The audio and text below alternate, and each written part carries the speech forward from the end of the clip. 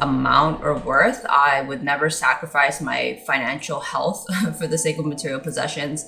Hey there, my handsome, I'm pretty little Cobras, and welcome back to the Cobras Nest. For those who are here new, my name is Mignon Cobra and I make minimalism videos. So today's minimalism video is actually going to be a subscriber request. Longtime subscriber Dick Shaya has asked, how do I afford nice things, save, and invest? And that is a great question because you guys know that is pretty much at the forefront of my brain. I'll be talking about 4 points, and if that can help out anybody, that would be fantastic. So without further ado, let's just get into the video. Let's get it, let's go.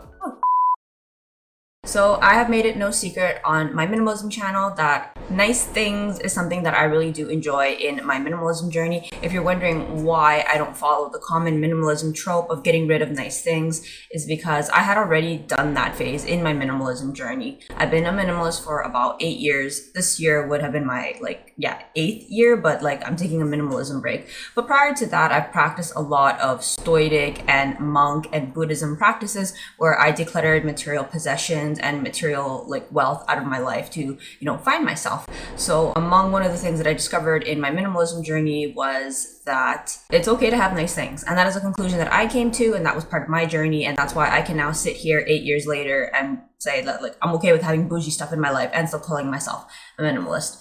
Okay, so the first point is that I actually just pick 1 or 2 items for every 2 to 3 years. So I choose one really nice item that I like or want, and I only buy that one item, and that is the item for the following 2 to 3 years. Actually, I've bought quite a bit this year just because I am on a minimalism break, so I'll just name a couple nice things that I've bought. I've actually bought quite a bit, and I have made a video on that. It's the 7 nice things that I bought during my minimalism break. So this year being an anomaly, but let's just mention a few of the nice things that I have bought. Among the things that I have bought myself in my 2 to 3 year extended discipline cycles, I bought myself a YSL cushion. I've also bought myself a MacBook, and these things I buy with the intention of having for a long period of time and getting a lot of cost per wear. They are nice items that are not too nice that I can't wear them or use them on the daily, and that is just how I use it and I feel most happy. Okay, number 2, how do I save and invest? So my saving strategy is something that I have actually talked about before on my channel. It's nothing fancy. I literally save and invest in the S&P 500. It's nothing fancy. If it works for Warren Buffett, one of the most richest investors,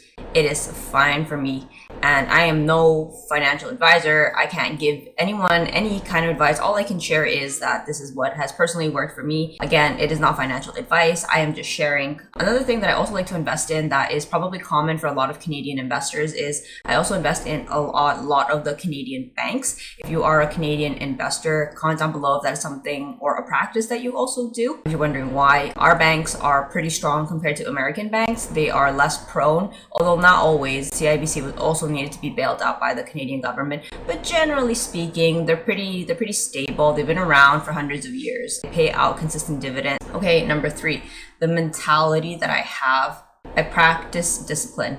So one of the other things that allows me to buy these nice things is that I'm extremely intentional with how I spend my money. You will never find me buying random junk. I don't see the point in it. Before I became a minimalist, I would buy anything that was cheap, anything that was on sale, anything that I just came across, anything that I wanted on impulse, I just bought it, and I was constantly broke. So one of the things that I changed in my minimalism was the habits that I had with money and with buying. And one of them was that I realized that I'd actually had a lot of money left over to buy the few nice things that I wanted, and was actually cheaper to just buy the few nice things that I wanted than to spend a lot of money on a lot of junk that I didn't even want when all I really wanted was an item. Say for example, there's a purse that I want that's for example $100. And between all of the $30 purchases, if I had just saved those $30 maybe 3 or 4 times, I'd have the purse. Then sometimes I calculate how much money I'd spent. I would spend maybe $200 on random junk. So that discipline has allowed me to have that luxury to be able to buy the things that I want guilt-free. The other thing is that in this discipline, I've also kind of realized that I don't care for the opinion of other people. I buy myself nice things, and I'm very happy buying myself nice things. That's actually something that I've always had, even from high school. I remember my friends would sometimes say Nat never buys, but when she does, it's always something nice. So I think that even before I became a minimalist, I just kind of always had this Libra innate taste for the finer things in life. I've actually had to work on that and tell myself that I don't need the nice things in life to be happy.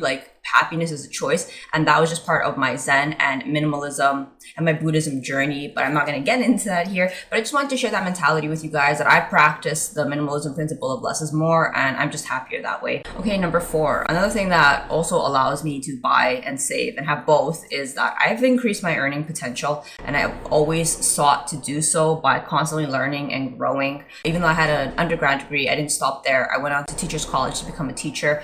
I didn't stop there. Then I went to medical school to become a dentist. Did not stop there. Like, I started my own teaching business. Didn't stop there. I run my own YouTube channel. So I just make sure that, as I've learned, that the foundation, or one of the foundations for me at least, is having a financial abundance in my life. Like, I know what it's like to not be well off. As I've mentioned in videos, like, I grew up on welfare. So for me, it is really important to have a solid financial base, because not that I'm saying that money buys you happiness. Like, I don't want to go as far as to say that, but increasing my earning potential has created that extra surplus that I think is appropriate for me to be able to responsibly, have nice things, while at the same time also being able to invest in things that I want. So that isn't a piece of advice that I'd say. I don't believe in being overtly frugal. Like, I think being frugal is good, like, just not cheap, but at the same time, I think that being disgustingly frugal is probably no way to live. Like, you didn't come to this earth to live in misery. So I think that you can have nice things, but it's just asking yourself, what is the price that you're willing to pay for it? Like, I work really hard for the things that I want, and that is just, I've made my peace with that. If I want something nice, I have to work for it. Nothing comes free. I know a lot of people might, say sugar babies, this and that, but they pay for these things in other ways. Like, nothing is free. So just keep that in mind. If you want something, you're gonna have to work for it. I kind of also want to quickly say that the nice things that I buy is a very small and inconsequential amount of my total amount or worth. I would never sacrifice my financial health for the sake of material possessions. I don't vibe with that. That's what I used to do before I became a minimalist, and I was really unhappy in my life. So I've just learned to not do that in my current state of affairs. I think in another comment, it asked for like actual numbers to be able to compare, but that's just like something that I'm just not comfortable sharing yet. I just feel like the mentality is probably the more important aspect. What is a nice thing to me is probably not nice to somebody else. So I think that applying the principle is probably more important. To kind of give you maybe ratios, if that would help. I don't spend more than 10% of my discretionary spending on nice things. Like, that's how little I spend on nice things, and that's how little I shop, just to kind of give you an idea. And I'd say, like, I'm a heavy saver. I say about 80% of what I make, I save. And then the remainder, I don't know yet,